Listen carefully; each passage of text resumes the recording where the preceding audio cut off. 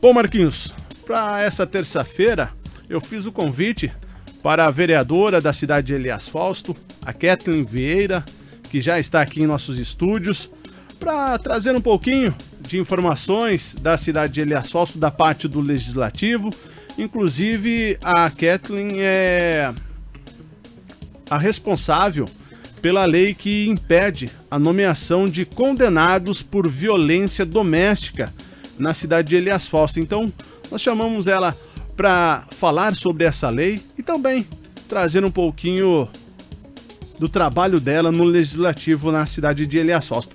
Kathleen, seja bem-vinda e obrigado por aceitar o nosso convite, estar batendo esse papo hoje aqui na Raízes FM. Obrigada, eu que agradeço. Bom dia, primeiramente, bom dia a todos que nos acompanham.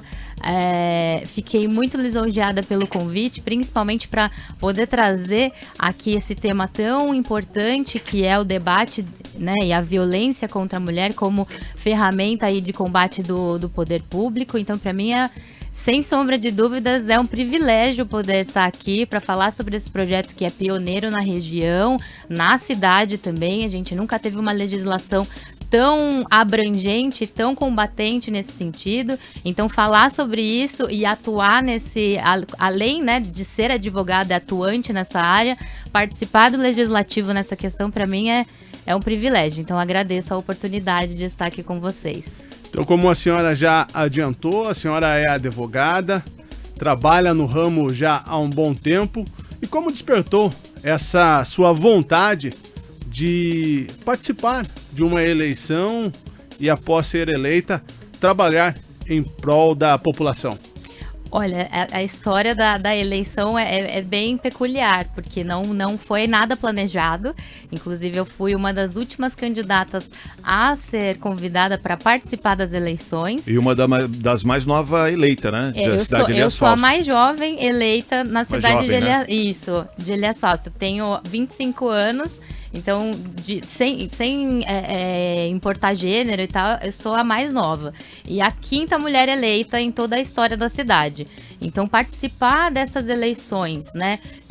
Primeiro porque, sendo advogada, já atuante no Legislativo, com alguns, né, conhecimentos mais técnicos e trazendo para a população novas formas de debater a política, porque o que eu pautei, tanto a campanha, o que eu pauto o meu mandato, é a transparência e o contato direto com a população. Então, essas foram as minhas promessas de campanha e essa é a forma que eu tento trazer a política para as pessoas, para tirar e desmistificar aquela coisa que político só aparece em época de eleição, político é inacessível, né? Porque nós somos representantes do povo, então nós temos que estar em contato, nós temos que fazer a prestação de contas e essa é uma forma de incentivar as pessoas a participar da política local. Então, basicamente, essas foram as ideias que eu levei para a população em 28 dias de campanha, que foi o que deu tempo de fazer, não tive tempo para preparar uma pré-campanha, em virtude do convite ter sido bem rápido, e o pessoal aderiu, a população aderiu, gostou das propostas, e o trabalho tem sido nesse sentido. Não parei porque começou o mandato, fui eleita, pelo contrário, venho trabalhando efetivamente, ouvindo a população. Inclusive, esse final de semana teve a primeira edição do Gabinete Itinerante, tem um gabinete digital também, disponibilizo o meu WhatsApp para as pessoas terem contato direto comigo, e fora o trabalho nas redes sociais, que também é sempre muito claro e transparente. Então, mais ou menos, essa é a ideia do mandato e essas são as ações principais que a gente tem feito lá na cidade de Elias Fausto. Kathleen, agora vamos falar um pouquinho sobre esse projeto de lei que foi aprovado por unanimidade lá na Câmara Municipal de Elias Fausto no último dia 14. Inclusive, é um projeto que na região metropolitana de Piracicaba é muito novo, né? Sim. Esse projeto, ele vem aí de outras cidades, né? Já tem aderido de outros estados. E a ideia dele é buscar outras formas de efetivação do combate à violência doméstica. Porque a Lei Maria da Penha, né, que é o que norteia as nossas ações, o que norteia as ações do poder público para a repressão desses atos de violência, ele prevê no artigo 8º que essas atitudes elas têm que ser feitas em parceria dos entes federativos, né? Estados, municípios e União.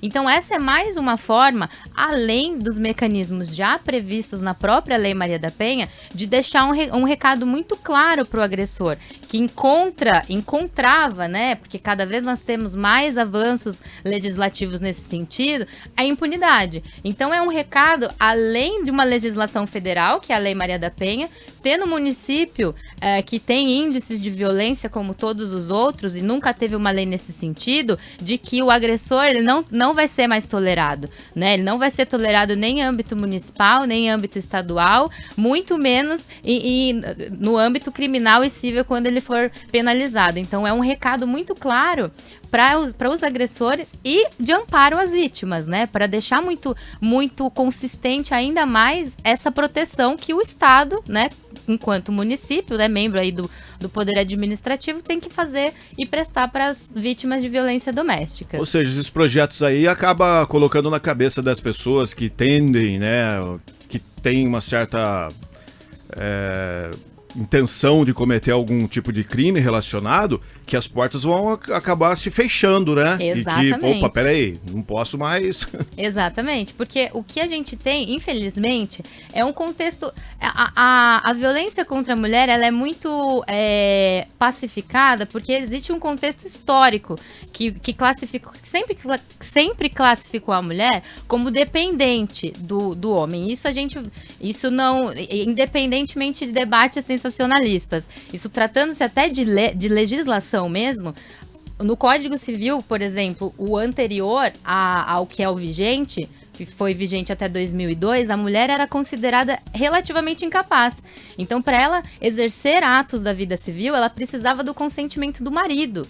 Então, isso favorecia esses relacionamentos violentos. Então, somente a partir de 2002 que o Código Civil amparou a mulher nesse sentido. Em 2016 veio a Lei Maria da 2006, veio a Lei Maria da Penha, e para deixar mais claro esse combate. Então é um tema que não é só legislativo, é social também. Então a gente precisa trazer esse tipo de assunto para debate público, para discussões públicas, porque a gente precisa mudar esse comportamento social, que é o fato de achar que é normal, que em briga de marido e mulher a gente não mete a colher, por exemplo. Então são costumes que a gente tem que desmistificar e quebrar. E o poder público, enquanto na sua condição, tem que garantir ferramentas de combate e de conscientização. Então a legislação aprovada na Câmara na última sessão foi nesse sentido, de reprimir mesmo veementemente toda e qualquer conduta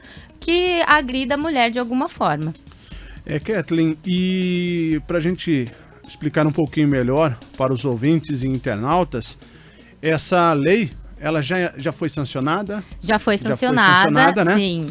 E ela proíbe para pessoas que possam ser chamadas para cargos de comissão. Exato. Na Prefeitura de Elias Fausto, né? Isso mesmo. A ideia de colocar primeiramente essa vedação em cargos de comissão, porque o cargo de comissão ele é um cargo de confiança, né? Então, assim, quando se trata de cargos efetivos, existe um regime específico de contratação, de seleção, e já existe uma legislação e critérios para seleção desse tipo de emprego público.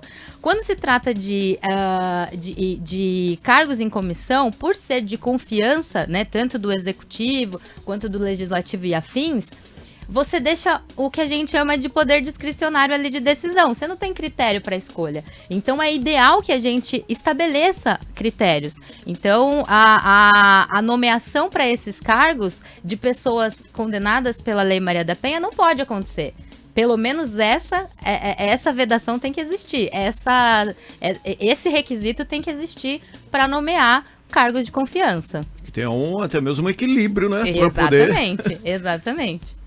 A lei previne também algo do tipo, se esse cargo de confiança já estiver no seu cargo e cometer algo, Kathleen? Então, não prevê nesse sentido, mas parte do pressuposto que quando existe a vedação, a partir do momento que ele for condenado pela sentença transitada em julgado, que é o que a gente optou por colocar, até o efetivo cumprimento da pena, ele tem que ser afastado, tem que perder o cargo de confiança dele, porque cometeu o crime, não pode figurar como cargo comissionado na prefeitura de Elias Fausto. Como podemos dizer, né, Marquinhos, mais uma proteção para as mulheres que vêm agora da cidade de Elias Fausto e que outros municípios possam... Exatamente, seguir, né? Seguir, ter o exemplo e poder trazer essa, vamos dizer, arma para as mulheres, né, Kathleen? Porque, como você mesmo disse, como a doutora Maria Luísa já veio várias vezes aqui em nossos estúdios, a violência contra a mulher, principalmente na pandemia, aumentou e muito em todo o Brasil, né? Sim, é algo até, inclusive quero deixar aqui um abraço para a doutora Maria Luísa, não tenho palavras para descrever a atuação dela, é uma parceira do meu mandato, a gente desenvolve várias ações em conjunto lá em Elias Fausto nesse sentido. E a pandemia a pandemia escancarou ainda mais a violência contra a mulher, né? Porque a mulher se viu obrigada a permanecer com o seu agressor muito mais tempo do que aquilo que era o que ela costumava viver. Então, você tem situações, os índices de violência doméstica, de feminicídio, aumentaram absurdamente. Então, isso é mais um motivo de nós combatermos esse tipo de situação, né? Porque a violência contra a mulher, ela é real, ela existe, sempre existiu, ela não é novidade, né? Desde muito antes de previsões legais de Maria da Penha, isso sempre existiu, isso é cultural, isso é pré-estabelecido, então nós temos que combater veementemente com todas as forças que nós tivermos. Aproveitar o Aristide dando parabéns pela entrevista, muito importante. Também a dona Zilce dando parabéns para a doutora Kathleen. Obrigada. Que é destaque lá como vereadora em Elias Fausto.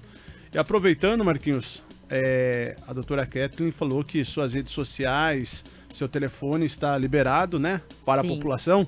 Sim. A Maria Ramos, aqui da cidade de Capivari, ela fala, muito engraçado aqui em Capivari. Quando é época de eleição, as pessoas conversam com a gente pelas redes sociais e depois que passa a eleição, tudo bloqueado. Olha só. É um destaque aqui para Capivari, né, Marquinhos? Pois o que ontem, inclusive, nós tivemos uma entrevista aqui referente à duplicação aqui das duas rodovias e tal, e eu comentei, né, que poderia já os outros vereadores, os outros vereadores que passaram terem cobrado mais, né, dos responsáveis, e para que essa duplicação já tivesse avançada. E às vezes algumas pessoas entenderam errado, que eu falei mal, tal, mas o fato não é falar mal, o fato é a pessoa realmente, quando ela está no cargo, ela exercer o cargo, não só ficar lá sentado na cadeira e recebendo seu salário, e a população que se dane, poxa. Exatamente. Né? E ainda mais em situações, né, que a gente vê que como tal, todo o contexto, não só político, mas social de todas as cidades, né, principalmente em virtude da pandemia, o vereador, como braço ali do executivo na administração pública, ele tem que fiscalizar, né, ele tem que ser ativo. Então, essa ideia que vereador aparece só em época de eleição, ela tem que ser quebrada. E a população tem que cobrar os seus vereadores eleitos, as pessoas em quem elas votaram, a participação deles, a atenção, porque é devida. Né? Porque acabou acho que aquela história de que eu não vou mexer no vespeiro, senão eu vou tomar picada. Não existe isso. Só porque vai mexer, eu acho que tem que representar o povo, né, que deu lá o seu voto para que você possa estar aí os representando, né? Com certeza, até porque os poderes são autônomos, né? Então, o legislativo é legislativo, executivo é executivo. Cada um exerce ali sua função. Então, se tem que fiscalizar, tem que fiscalizar. Se tem que apoiar com certeza. Mas o retorno à população e a tutela aos interesses da população tem que ser feita, vereador, é isso. Exato. Né? Kathleen, quero agradecer a sua participação na manhã de hoje, por trazer informações desse projeto de lei tão importante, tão importante para a cidade de Elias Fausto, e por aceitar nosso convite para bater um pouco bater um papo na manhã de hoje para falar um pouquinho mais sobre o seu trabalho. Eu que agradeço. Se você me permitir ainda, quero deixar alguns agradecimentos aqui, especiais. Quero agradecer a minha mãe, especificamente, a dona Cleide, que com certeza está assistindo. Cleide Maria da Silva. Parabéns, Isso filha, mesmo. pelo belo trabalho. É isso Já mesmo. Tá te assistindo lá. Com certeza. Minha mãe sempre me apoia e ela é uma das inspirações para fazer esse tipo de legislação e para eu lutar pela causa da mulher. Porque a minha mãe foi vítima de violência doméstica, não teve amparo judicial, porque na época que ela teve essa situação, não existia a Lei Maria da Penha, não existia amparos judiciais, então sofreu muito com isso, criou os filhos sozinha, e para ela, como ela bem disse, ela nunca imaginava ver uma lei aprovada nesse sentido, ainda mais sendo a filha dela. Então eu quero deixar um agradecimento especial à minha mãe, que lutou sempre, me ensinou desde sempre o que é a luta da causa. Um beijo, dona Cleide, fica com Deus. Quero mandar um abração também pro prefeito Maurício Baroni, que é o prefeito lá de Elias Fausto, que exerce um trabalho sensacional diante ali do executivo, todos os vereadores que aprovaram a lei também, e todos que estão acompanhando a gente nessa entrevista maravilhosa. Muito obrigado então, Kathleen. Uma ótima semana para você. Obrigada, para nós.